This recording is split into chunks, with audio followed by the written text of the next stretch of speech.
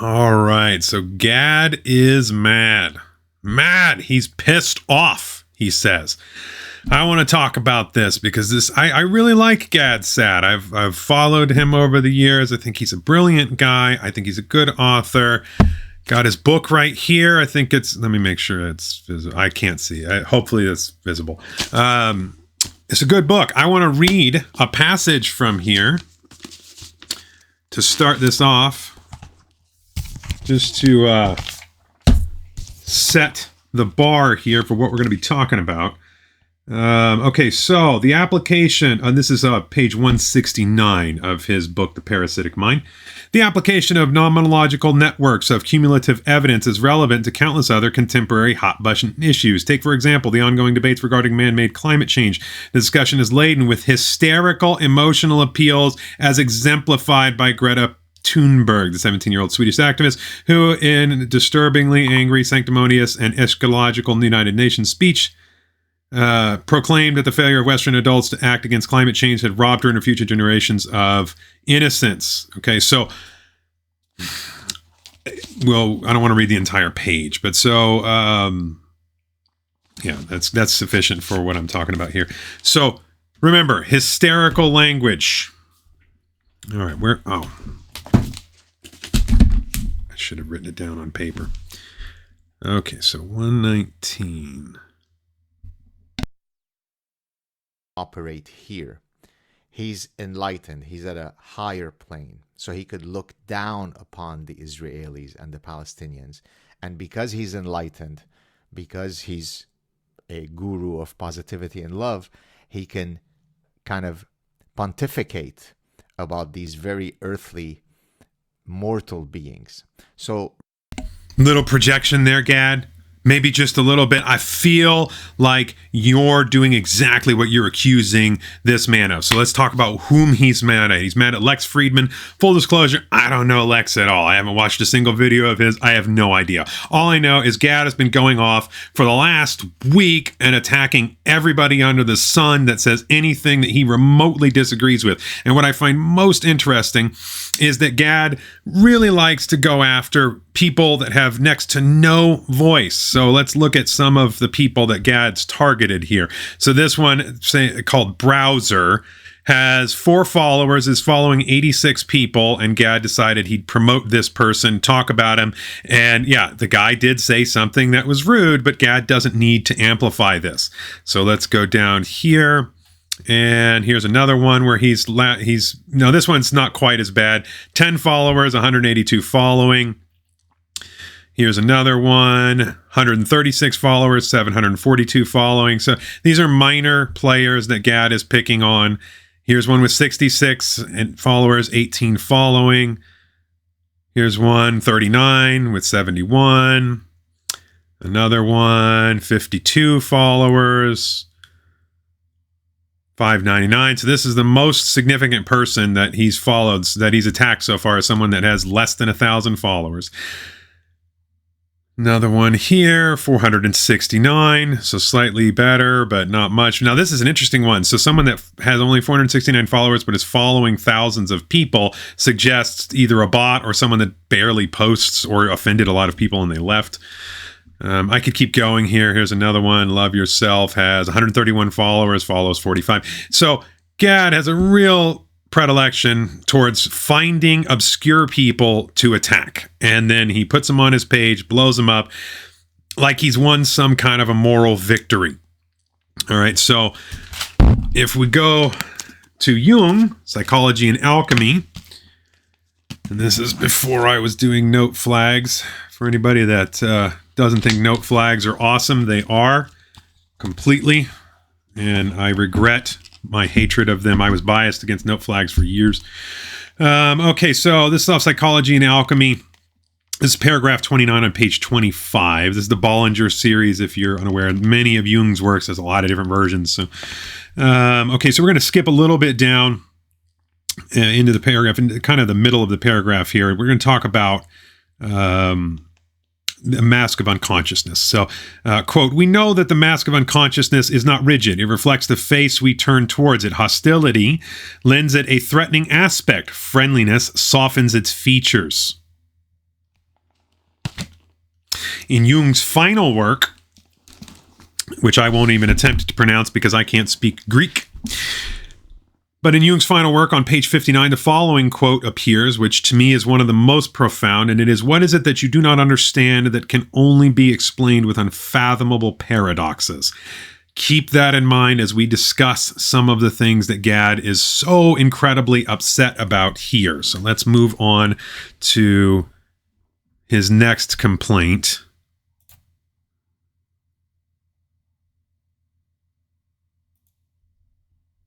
Exists, some of whom were decapitated, some of whom were raped, burned, shot. 1,400 Israelis that tomorrow will be 2 weeks that they no longer exist. How many Palestinians no longer exist, Gad? How many?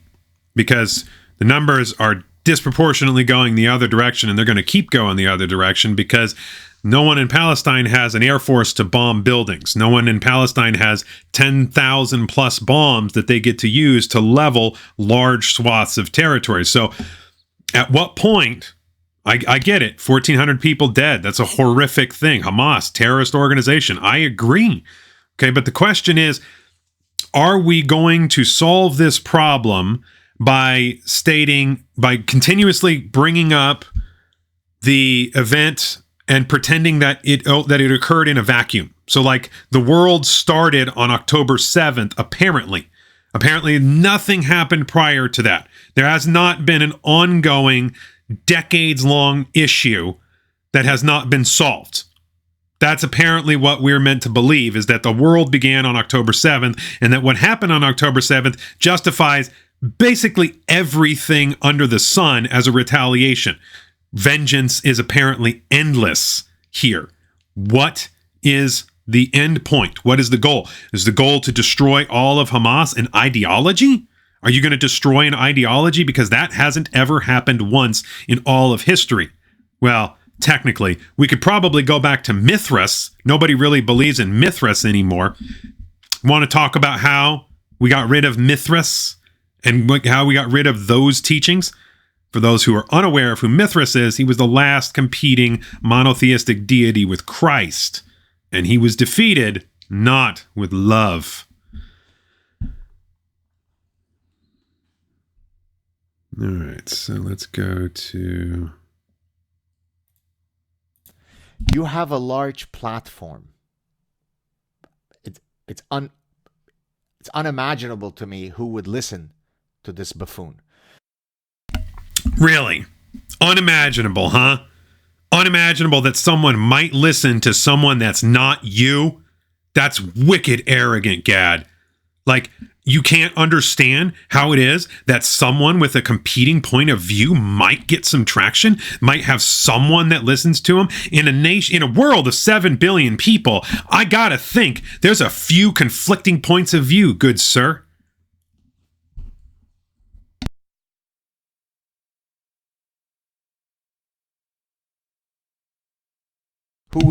Who cares? But when he has, I don't know how many followers he has a lot of followers, and therefore his voice can influence people, and people say, yes, we have to implement his love. Let's play a game theoretic episode.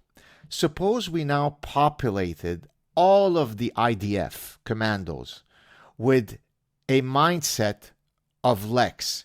Would that increase Israel's security or decrease it? If it's decrease it, then shut the fuck up, Lex. Wonderful. I really like hypotheticals that end in a profane outburst. Remember that? Well, what did we say? Let's make sure that I quote him correctly. I don't want to misquote him. So, what did we say? The discussion is laden with hysterical emotional appeals.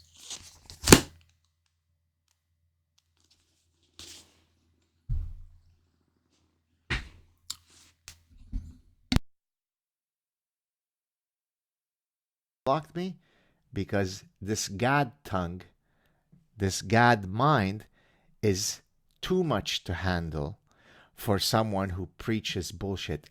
Charlatans are able to pick out who is a danger to their nonsense, and therefore they stay clear. So therefore, Mr. All. That's sufficient. So he's talking about the fact that Lex blocked him. Maybe why he blocked you is because you're being incredibly rude and you're attacking him without, instead of attacking the ideas, you're attacking the person, which as a professor, okay, as a man that wrote this book, I expect that you could do better than attack the person. But as we can see, what you spend your time doing is attacking people, not ideas, which I gotta be honest, man, that is something that really is off-putting. Now, I don't care about the rest of the video. He goes after and lambasts Greta. Yeah, that's fine. I'm totally cool with that. Greta is just a player. She's just somebody that has been manipulated. She's paid. Doesn't really matter. I'm not going to bother with Greta. And again, with Lex, I really don't know. The guy doesn't matter. That's not the issue. The issue is that Gad is spending all of his time attacking people instead of attacking ideas, which... that's just frustrating beyond belief to see. And so let's talk just a little bit about some of the things that causes people to disagree with Gad and his enlightened point of view. Here's one of them. So this is the infamous hospital incident, okay? So the night of the hospital, whether or not it was bombed, I have no idea. I don't believe anybody. I don't form opinions on this. I'm going to wait for at least 2 months before I decide what I think happened on basically any day. You know, we keep finding out more stuff. I don't trust it. They just keep getting caught lying. This guy is not an official Israeli spokesperson or anything like that, but he does have some kind of connection because he got this image and he got a report of a strike. So this comes out, says that they attacked a hospital. There's video. Everybody gets mad. And then Gad, of course, goes off on the deep end and says, oh, no, Israel wouldn't ever do that. They wouldn't ever bomb a hospital. They have before. They did it in 2018. They did it in 2014. It has happened in the past. So it's not shocking that people would think that. And somebody literally posted that they struck a hospital. So why would you expect that people would not listen to that and see that? Now, it does turn out that it looks like it was just a parking lot and it may have been a rocket from one of their own people. Possibly. I don't know. I've seen so many different things. Again, I'm not going to attempt to form an opinion. I don't live in Israel. I haven't been there. I haven't seen anything. The only thing I'm getting is information from social media that continuously changes. So I'm not going to make a determination. I'll listen. So here is Mr. Ben Shapiro on October 2nd, 2011, saying there should be no Palestinian state aside from Jordan ever. And here's another post from the Prime Minister of Israel on 10/16 of this year. This struggle is between the children of light and the children of darkness, between humanity and the law of the jungle. This post was deleted, but not before it was screenshotted. So you remember that thing about hyperbole, Gad? You remember that thing about emotions? You're doing it too. And it's real difficult for me to accept you as being someone. I mean, obviously you're biased here. I get it. It's fine. It's fine to be biased. I mean, to be fair to Gad, he grew up in Lebanon and they threatened to kill him and his parents had to flee. I get it. Okay. And I won't apologize for Hamas. What Hamas did on 10/7 was absolutely abhorrent. And if there was a magic way to just snap your fingers and get rid of Hamas, I would be all for it. But that doesn't exist. I'm a realistic guy, and I believe in looking at a situation realistically, which we're not doing. And the idea, first of all, Hamas's leadership is in Qatar. No one's going after Qatar. Israel's not going to bomb Qatar or send in commandos there. So even if you kill every last member of Hamas in Palestine or Gaza or whatever we want to call it, it doesn't matter. The ideology will still remain. It will persist and continue on. Socialism is an ideology that has existed since the Gnostic Christian sect. It was then revived by Rousseau and Maximilien Robespierre and Danton and all of the others took that and ran with it, brought us the terror. And then we saw the Bolsheviks, we saw the Maoists, and it's all the same idea. It's an idea that is ancient, that will not go away. And if you think that you can get rid of Hamas just because they did something bad, nope. We tried to do that with Al-Qaeda. Did that work? No. It's worse now. In fact, there are more terrorists now than there were on September 10th, 2001. chances are you're going to create more resistance. And chances are by this time next year, this war will be over. But the sentiment will be worse than it was on October 6th, 2023. And Gad, you're not helping. You're making it worse. Which, given your status, your prestige, your intellect, I can't understand why you're doing it. But it hurts me to see you fall this hard.